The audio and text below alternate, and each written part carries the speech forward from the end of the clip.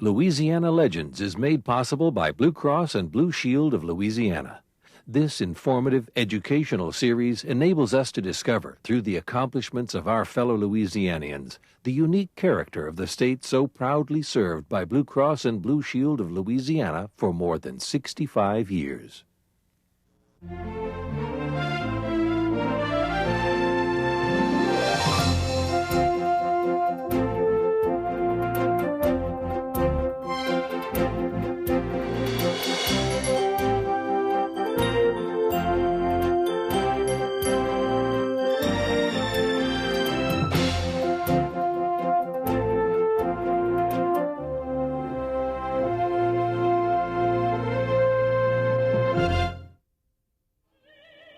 Of soprano Elizabeth Futral's performance as Lucia in Lucia de Lammermoor, the New York Times wrote, "Her singing was sure, virtuoso, and yet still lighted by humanity."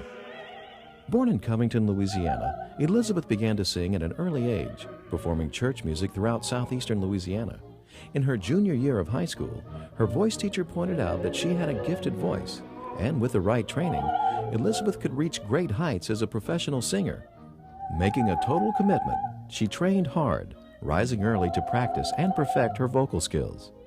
After leaving high school, Elizabeth studied voice at Southeastern Louisiana University, where she excelled in many student productions.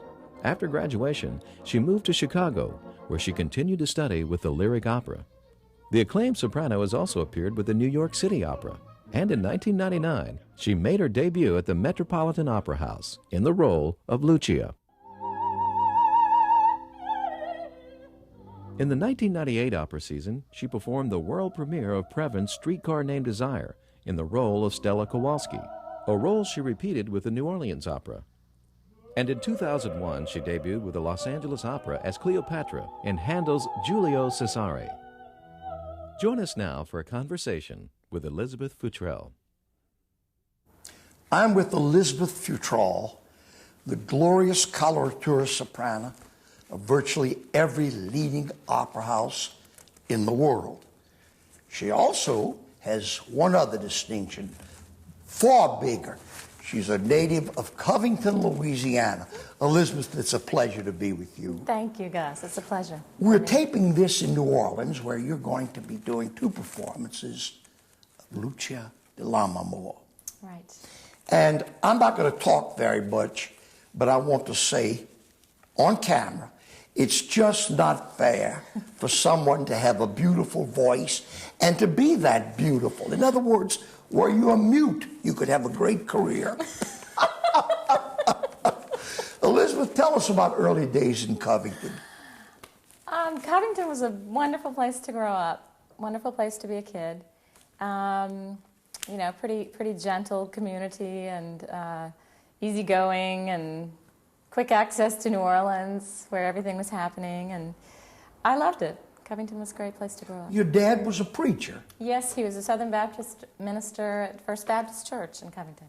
Did that put any early stresses on you, having a dad who was a minister? Stresses, I don't really recall, but I remember that as being a fairly happy situation as well. And got my first taste of performing, I guess, in church, and learned a lot about music and singing there at the church, being in choirs and singing solos and services. Elizabeth, did you always sing? Yes, I did, from a very young age. Just kind of ad-libbing and making up songs around the house, as a lot of little kids do. But my mother says yes, as soon as I could talk, I was pretty much singing and making things up and imitating, and, you know, so it's always been sort of in my spirit, I guess. What's your first memory of hearing opera? You know, my first memory, I believe, was Madame Butterfly at one of these community concert series which we had in Covington, and a traveling group, maybe City Opera, New York City Opera, or I don't know who it was. But that was my first vivid memory of opera live, and I don't really remember that we heard much of it at home on recording. We heard a lot of classical music, symphonic repertoire, but not opera. So that Madame Butterfly was my first Elizabeth, experience. as you sat there, child, listening to Madame Butterfly, if someone had come up to you and said, this will be your life, what would your response have been? I'm talking about opera. Yeah, I would have said, really, you must be kidding. You know, I had no idea as a kid. And then, when did you begin taking your first voice lessons, and why? Not until college, actually. I never studied formally until college. So that was age 17, Samford University in Birmingham. And I went to college having declared a music education major. You were going to teach? Yeah, I was going to teach. I loved music. I knew I loved to sing. I loved to play the piano. I, you know, of course, wanted to study when I got to college, and so I did that. And there, I luckily had a teacher who was wise enough to sort of give me the encouragement I needed to pursue the performance degree. So. Do you remember the day when that teacher told you that there was something out there in your future with that voice? Actually, I do, because at my school, about halfway through the semester, we would get grades just to sort of let you know where you were, you know, during the semester. And it didn't mean anything, but except just to give you kind of a reflection of how things were going. And I got a C in voice. C? Yeah, and I'm an A student, you know. I mean, trust me, it was very important to me that I got all A's, you know. And so I got a C from my voice teacher. And so I went in to talk to her about this. I was all teary-eyed, of course, and Miss Owsley, why did I get a C, you know? And she said, Elizabeth, listen, honey, you have a very special instrument, and I think that you could possibly, you know, become a professional singer if you want to. But you are just wasting your time, and you're just socializing too much, and you're being very lazy, and you're not practicing, and you're da-da-da-da-da-da-da, you know? And so at that point, you know, I declared a performance major. And I buckled down, and I got my rear end out of bed at 6 a.m., and I practiced at 7 every day before classes. And, you know, this rigid schedule I started adhering to, and I realized, you know, this is what it was going to take. So, yeah, I remember the moment very clearly. What a day in your life, you know, those memorable days, and we have no idea that they will be that way. Yeah. So you graduated from Samford? Mm-hmm, I did, and then went on to Indiana University in Bloomington to get a master's degree, but mostly to get more experience and to learn more about opera. Indiana has a very strong opera program, very big the opera most, program. I guess, Yeah, in America. Yeah. And some very strong teachers of whom I had heard. And so I went there to study with Virginia Zayani and to get experience singing opera, because they do 8 fully staged productions each year. Now, did she continue the encouragement? Yeah, she did. She did. So virtually everyone who knew their business along the way gave you encouragement. Yeah, I would say that's true.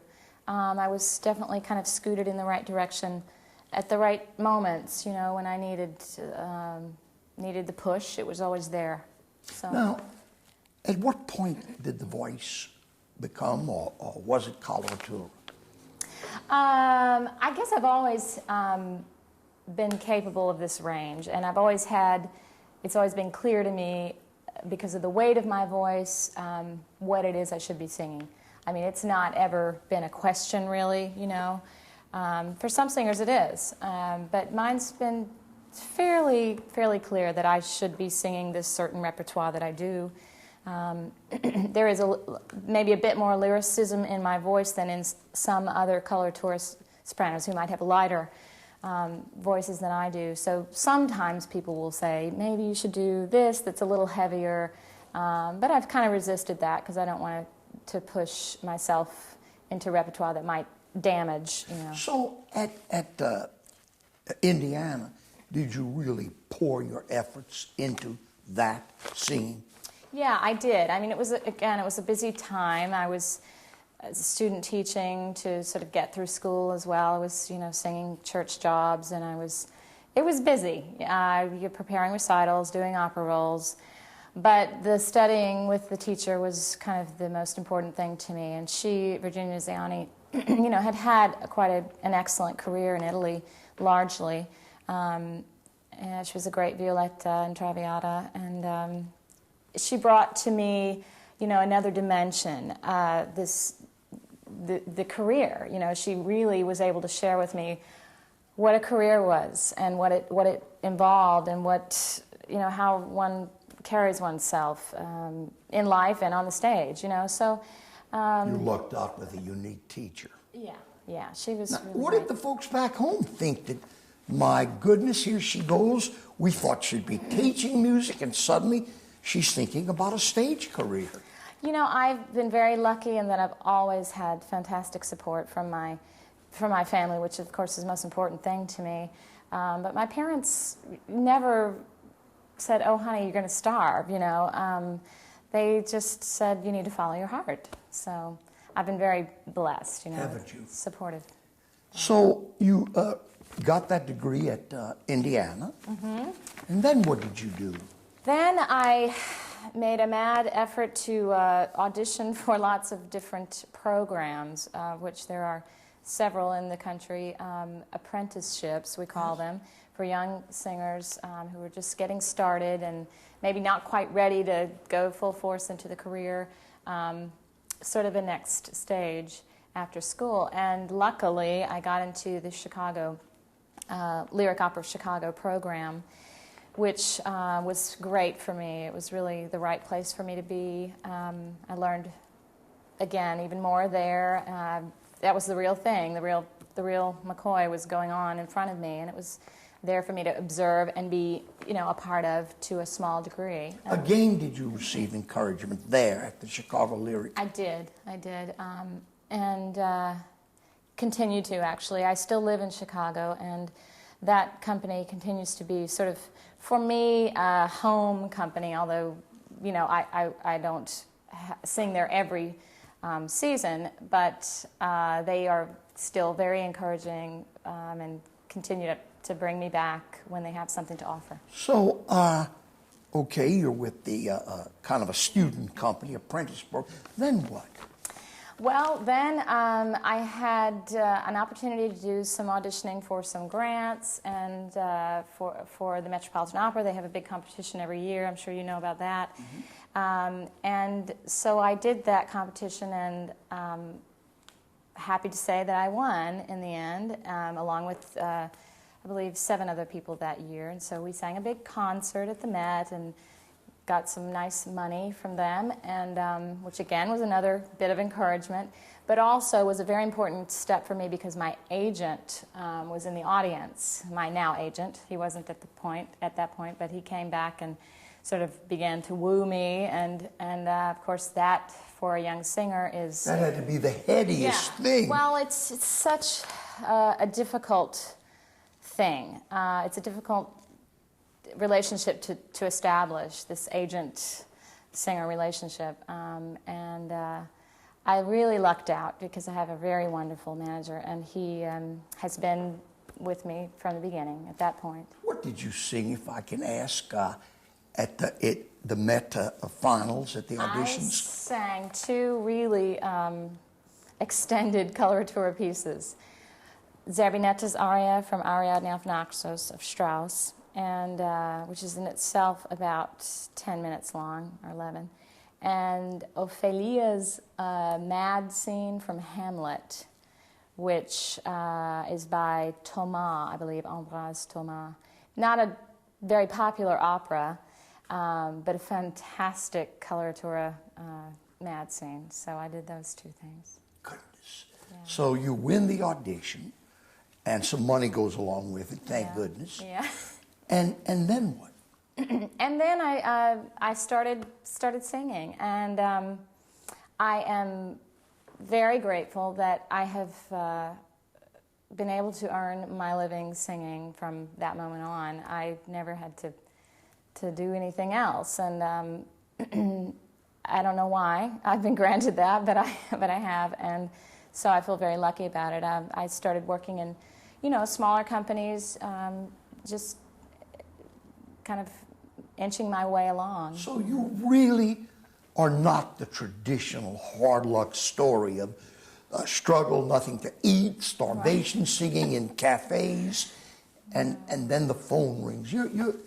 That didn't happen to you. No, it didn't. I don't know why, because there are plenty of people who are doing that who are equally talented, I think. But this is the way my lot fell, and I'm grateful. What was the first big break then in an opera house? Well, I guess singing at City Opera. Which is right across the way from the Met. That's right. Yes. And, has been championing young singers for a long time.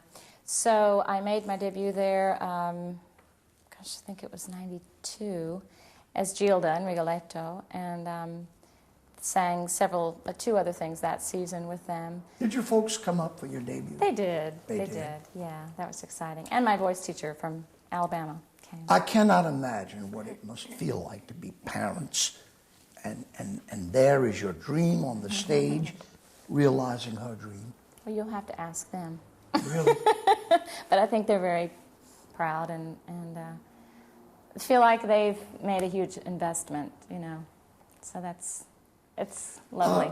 Elizabeth, your husband, Stephen White, is a young conductor. Right. How did you all meet?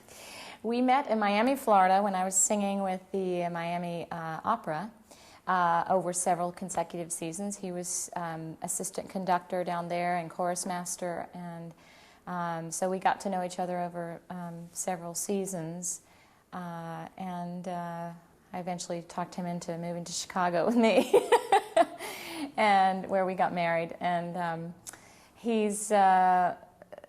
we're thrilled to be doing this show together. It's sort of a fulfillment of a dream we've had since we've known each other. And his field is even tougher, isn't it? It's very difficult. Because on a stage there may be 20 singers, but just one conductor. Exactly. You've hit the nail on the head. It's very difficult. It's also very difficult because to assess someone as a conductor, a good or bad conductor, is sort of difficult, could be kind of a muddy area for those who do the hiring. Singing is an obvious talent. You can either do it or you can't. You can either sing on pitch or you can't. You either look good doing it or you don't. There are these things that are obvious, and you can go and sing an audition and people can say yes or no. You can't really audition as a conductor unless someone can come and see your work. You can't go to New York and conduct for people. You just can't do that.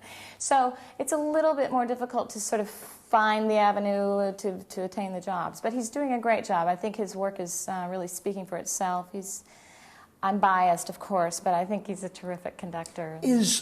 With all of the travel that you do, and is that life hard on a marriage?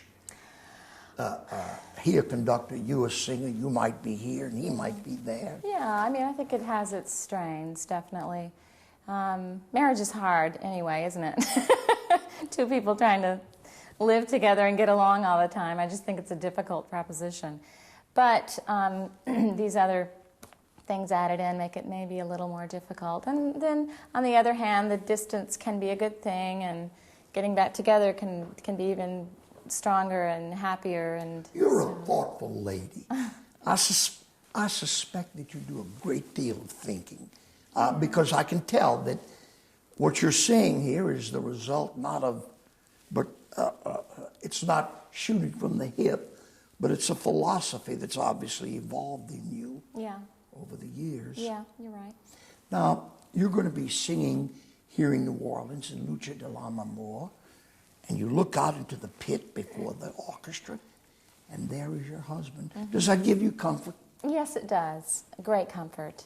We really see eye to eye on most things musical, and have really come to cherish sort of every note of this opera. And that's something very touching about it. Well, I mean, it's true, though. It really is true. And he also knows my voice, I think, probably better than anybody else, because he's heard me more than anybody else. And he knows my strengths and weaknesses, and he hears every, minutia of detail and what I do. And he knows how to say the right thing to make it even better, or take the bad stuff away. So I can see how that would be a tremendous asset. I'm I very had never lucky. considered it. No, I'm very lucky to have him, hearing every note that comes out, because he doesn't let anything slip by. You starred in the premiere of A Streetcar Named Desire. Mm-hmm. You were Blanche. I was Stella. Stella. Right. What kind of an experience was that? Fabulous and extremely different from doing standard repertoire by dead composers. Yeah, Verdi can't help right now, right? So yeah, it's an amazing experience to really be in the process of, still writing. The composer is there and can change any note that he wants to change, and does, to make the thing work as best it can. Andre Previn is a wonderful man, extremely brilliant, and yet very funny and warm, and it was just a fantastic process. What a thrill to get that part. Yeah. That had to be some kind of a highlight, huh? It was fantastic, yeah. Great highlight. I loved every minute of it, relished every second of that experience. How far ahead are you, as a coloratura soprano, booked? Well, I'm booked into 2004, but not solidly. 2004 still has a few holes in it. If nothing else came up, I could still survive on what I have, but things do fill in as time passes. But yeah, I guess about 4 years out. Is there any particular audience in any city more difficult to sing before? I know, for example, at La Scala, they boo, hiss, throw things, but in your experience, is there any particularly difficult audience? I haven't sung at La Scala yet, so maybe I won't. Right. Let's see, really difficult audience. It's not necessary that there be one. I can't think of. I guess just in contrast to other audiences, the audience in London, when I sang at Covent Garden, they're quite stiff throughout the performance, but then they're very grateful at the end of the performance. So the duration of the performance, you're wondering, are they asleep? Are they, but they're very reserved. My God, Elizabeth, how must it feel for Elizabeth Futral to be standing on the stage at Covent Garden and an audience there to hear her? That has to be do you ever pinch yourself and say, it's me? Yeah, that was fantastic. I mean, the history of Covent Garden and the beauty of that hall, and that was an amazing experience. How much do you have to guard your voice? Well, I have to be quite careful, in all honesty, and I try to do it with some measure of, common sense. Sanity. Yeah, I know. There are so many singers who are very neurotic about their health, and I understand how it can go that far, but I don't think that's healthy either, being neurotic and stressed out about it all the time. I think you just have to try to do the right things, wash your hands a lot or whatever in the wintertime, and put something around your neck, and don't eat stupid things, spicy things. How difficult is the mad scene, no matter how many times you've sung Lucia? Well, it's got lots of possible pitfalls. It's treacherous in its way, but I think it's beautifully and so sort of geniusly crafted by Donizetti, so that it builds in the right way. It's never too much. I think it just kind of goes along in a very sort of orderly fashion and creates the drama that it is. And so I know that I can get through it. It is one of those precipice moments. Now, a stupid traditional final question. Yep. And this answer you've given 400. What would you like in the future? What would Elizabeth Futral love in the future? I have to say, my goals have sort of evolved as my career has evolved. And what's important to me now is to be working with people I like, with colleagues that I respect, good singers, good conductor, good director. You only know one good conductor. That's right. Yeah. And in places that I enjoy, whether that be La Scala, whether that be, Cedar Falls, Iowa. I mean, I don't know. It doesn't matter necessarily. You are a delight to talk to. And I was thinking to myself, you're so very down to earth. There's nothing of the prima donna about you, though you could claim that now. And I would love to interview you in a few years and see if all of those lovely qualities have endured. At any rate, on behalf of all Louisianians, thank you for honoring us with your voice and your presence. Thanks, Gus. Elizabeth Futral.